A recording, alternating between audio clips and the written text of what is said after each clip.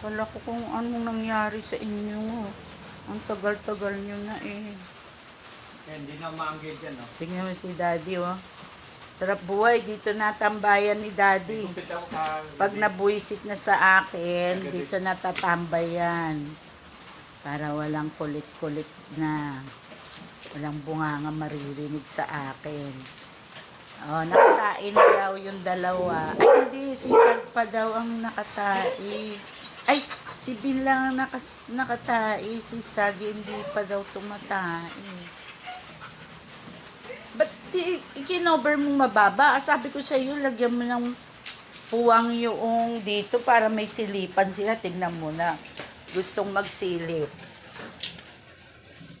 Dapat may silipan sila. Dito na magtatambay yung dalawa. Dito na magtatambay. Ay, tignan mo na yan, Sag. Nalaglag ko. Oh, tignan mo, Bin. Nalaglag ko na. Oh, tignan mo si Bin. Oh, nakikiyan. Nakikiyan mo talaga sa akin. Oh. Tumahay ka na. Bin, tumahay na. Kakain na daw sila. Hindi, kakain. Tumahay ka muna, Sag. Sag, tumahay ka na. Tumahay ka na dyan. Dito ka tumahay, Sag. Di ka na makaliikot, oh, maulan. Mag-aambulan kayo, nako, magkakasakit naman. Dali, tumain na. Sag, huwag mo na yung ulawin. O, ayan, sakyan.